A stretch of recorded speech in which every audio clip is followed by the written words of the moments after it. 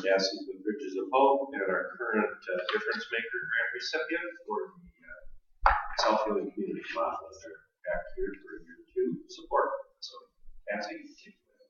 Thank you, Carl. So, okay, it was a different room last year, so tell me who of you were here. Is it all of you? Yes, okay. So you heard about the project that we wanted to launch, and we're one of our first funders. Thank you for that.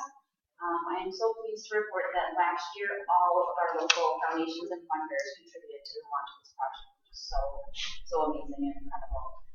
So a quick reminder about what this project is. It's based on a model originally developed in the state of Washington in the 90s. It's specifically designed to improve health and social outcomes for people by reducing and ultimately eliminating or preventing adverse childhood experiences with ACEs.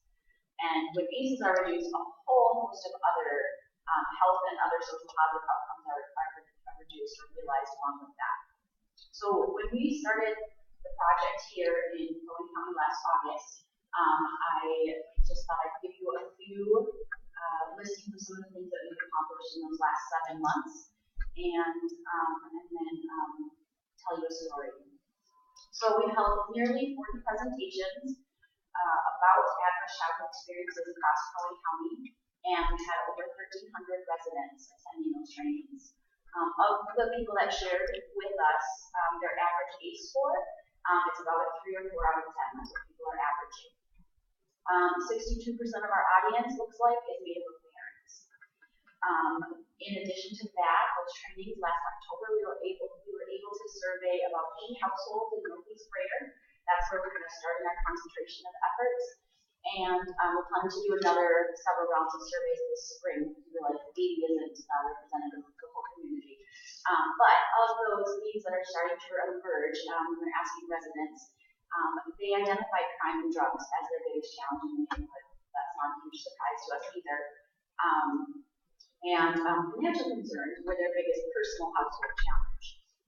This theme of drugs we heard again at a community conversation held in November, and I had over 90 community members attending that. And then this last spring, we met with radio landlords, same thing. So definitely we're hearing that.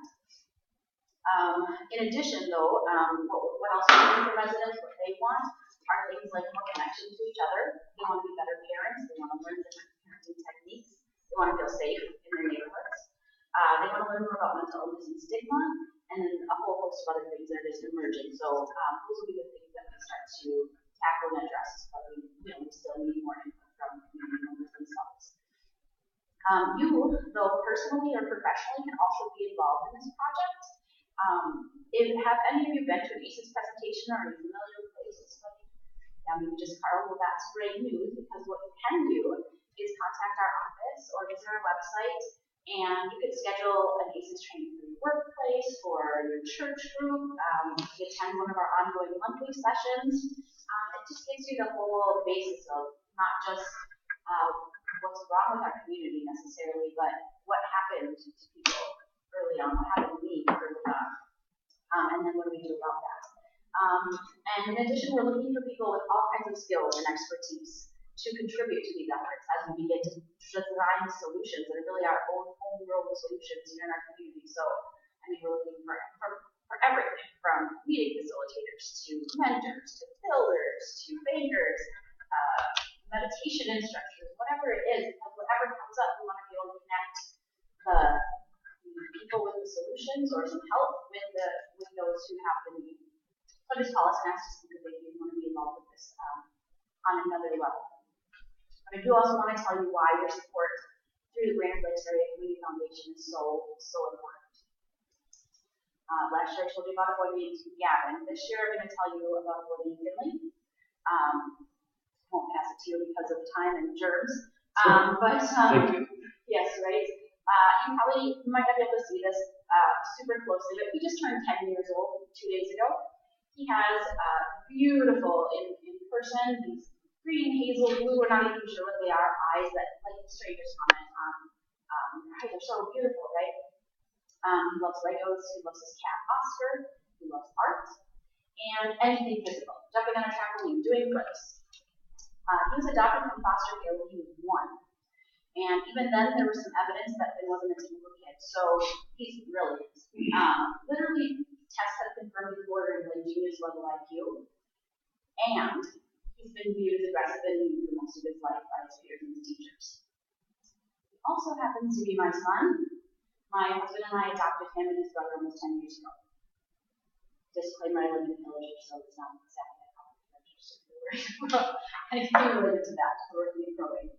But I tell this story because what most likely happened to him was that his developing brain, when he was still in utero, okay, not even born yet, just bathed in these stress hormones for a good portion of the time. We know that his biomom was being abused by her husband.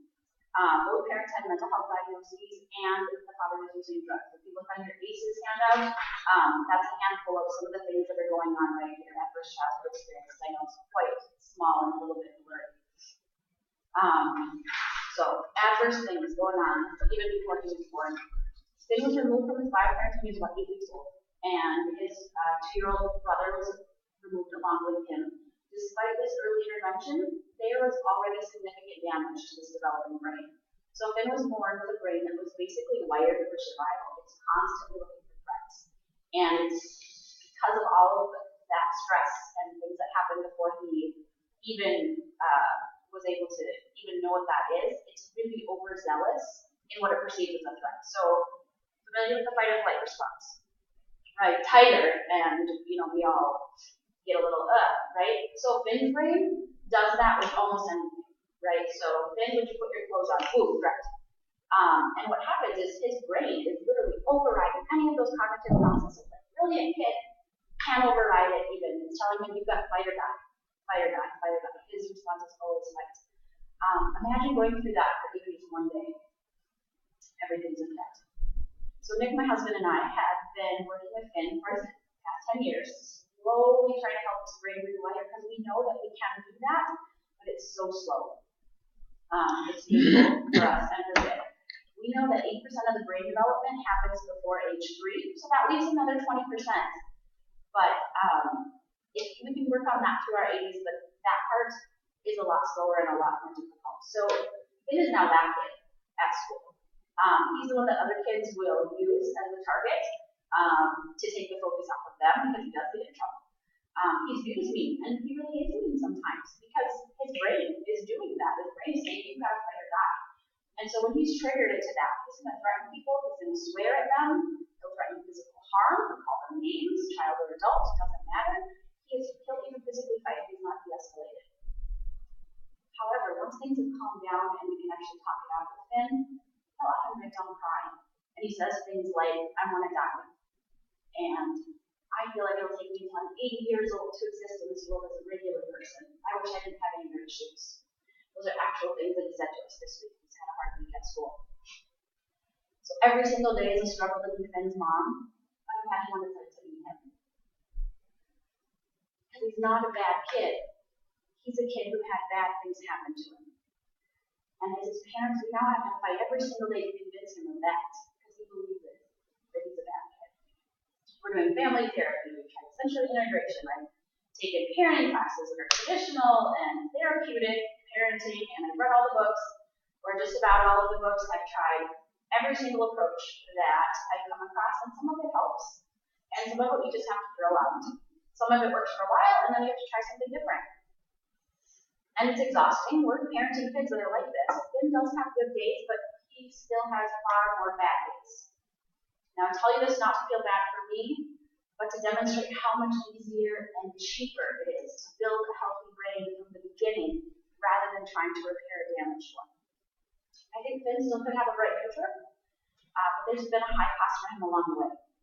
And so that is why your continued support in the Self-Healing Communities Project matters. For the kids that aren't born yet, for families that are just on the cusp of that child protection services, for adults that are in the workforce now, not dealing with their own ACEs that they don't even know about, we are getting at the health of our future workforce by working with these parents and these adults today. So I am still really hopeful when I think about what our community can look like over the next 5 or 10 years.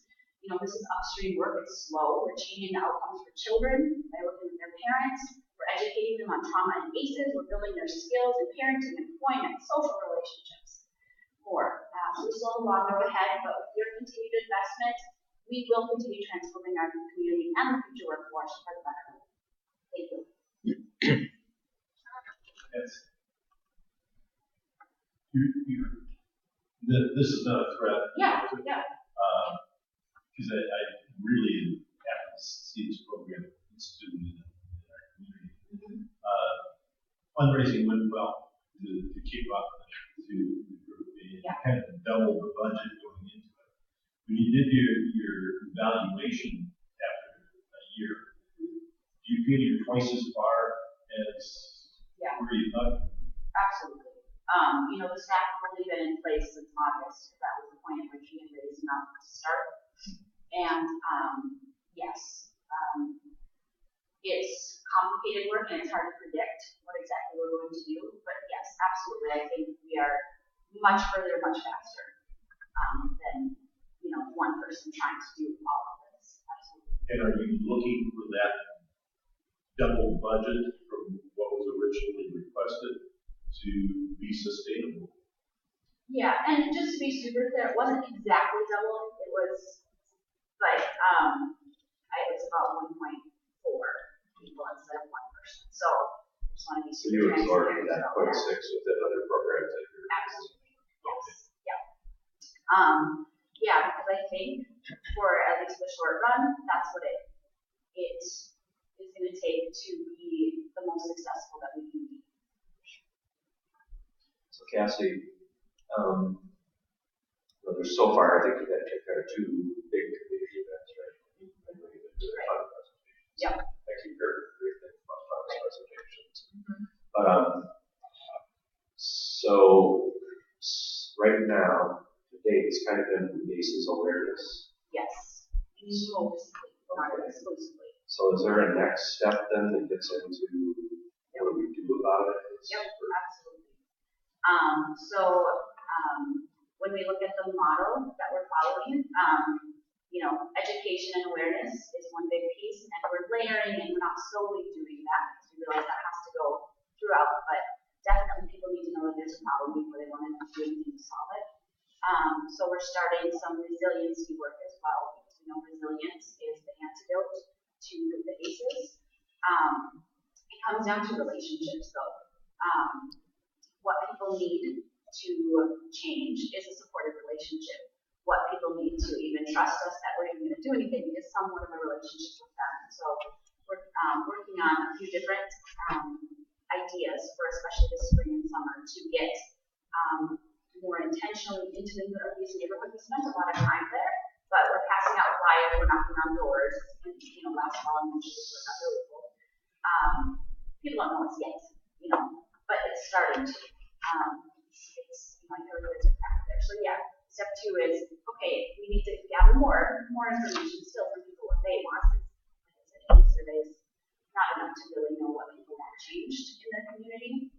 We can guess, but I don't want to guess, and so yeah, smaller group things, community picnics. You just saw David walk out. Yeah. He was here talking about their lunch buddies. Yes, exactly. So are you informing families about these types of programs where they can build caring relationships with adults? Yes. Yeah. Exactly. Yeah. I think you're doing some things on the Y as well. Absolutely. Yeah, we're doing. They're working with us on childcare for some of our events, so that parents can actually take the time to learn what they need to learn to be better parents, and they will be safe, competent caregivers during that time, and it's not a cost to them. I'm confused. Who's doing the instructing? Who's doing the? Primarily Tom Gonzalez. He's one of the staff that we hired. He's trained as a master presenter for teaching people on what's called the ACE interface curriculum. So it's a specific curriculum that you get trained in.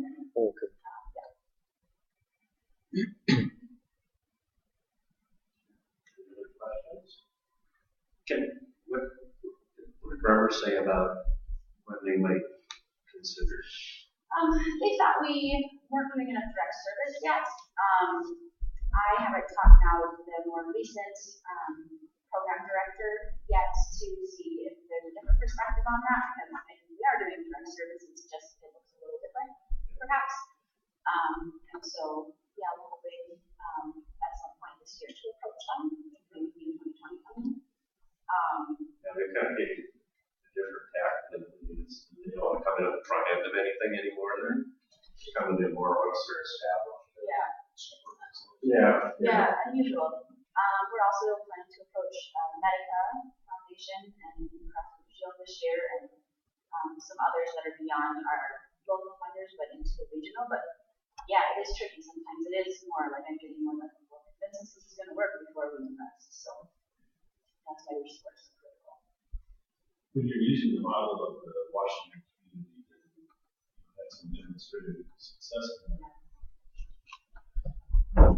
Following that model, do you feel that the time frame shortage, or is it short time frame of seeing results in that? I think it may be possible. I think when we're asking someone to make a major change in their life, I think that takes a long time. But I think that there are things that we are able to get to and path where to be put in there because of the lessons learned in Washington. You know, they have been maybe fumble their way around a little bit at first,